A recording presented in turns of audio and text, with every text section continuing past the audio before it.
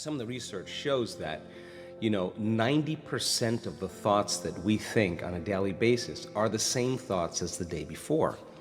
So if you think that your thoughts have something to do with your destiny, and 90% of your thoughts are the same known thoughts that you're always thinking, then your life should stay the same.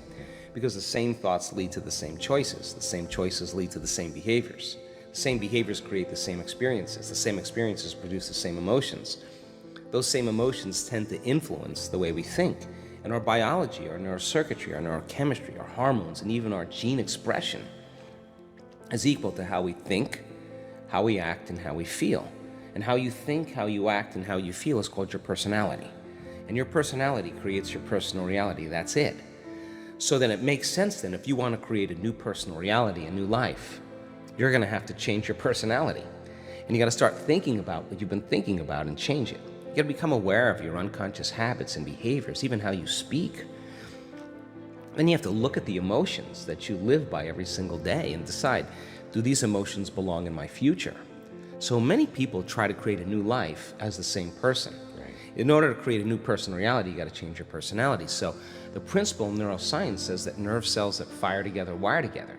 Thinking the same way, making the same choices, demonstrating the same actions, creating the same experiences that stamp the same networks of neurons into the same patterns, all for the familiar feeling called you. And you do that for 10 years in a row, well, you're going to hardwire your brain into a very finite signature because you're firing and wiring that way.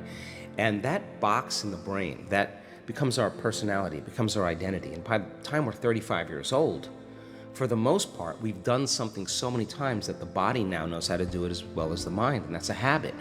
So we have these unconscious programs of behaviors, automatic habits, redundant emotional reactions, hardwired beliefs, perceptions, attitudes that function just like a computer program. You press go and it runs automatically.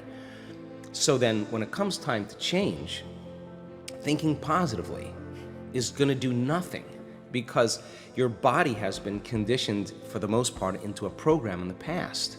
So the thought never makes it to the body because the body's on a different program. So how do we begin to influence the body so that the thought actually produces some type of change? So think about it. If you think an unhappy thought, you're going to feel unhappy.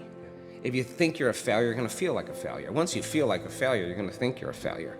And people get caught in these loops of thinking and feeling and feeling and thinking, and that redundancy is a conditioning process, because all you need is an image or a picture or a thought and a feeling, a response, a stimulus response.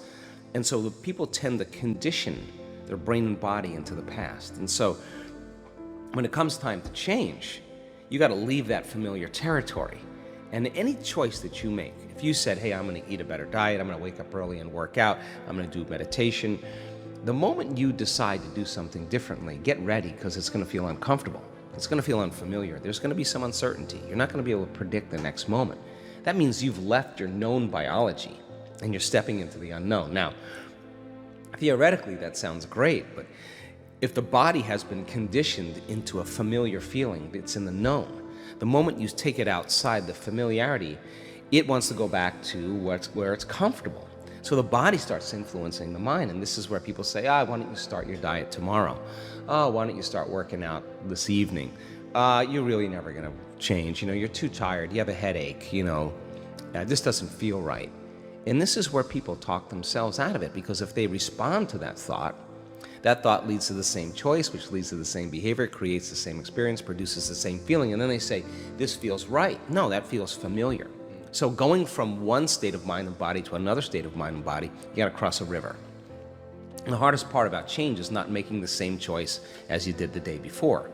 Now, once people understand that they're going to be uncomfortable, then the question is, what thoughts do you want to fire and wire in your brain? What behaviors will you demonstrate in one day? And the act of closing your eyes and rehearsing who you're going to be when you open your eyes begins to install neurological hardware in your brain to look like you've already done it. Now the brain, which is typically a record of the past, now becomes a map to the future. And if you keep doing it, the hardware begins to become a software program, and you start behaving differently. And then if you can teach your body emotionally what the future will feel like, that means then you're not going to wait for your wealth to feel abundant, or your success to feel empowered, or your new relationship to feel love. In fact, the moment you start feeling abundant, you're generating wealth. The moment you start embracing empowerment, you're stepping towards your success. The moment you're in love with yourself and you're in love with life, you start creating equals in your life. Now that's causing an effect in your life.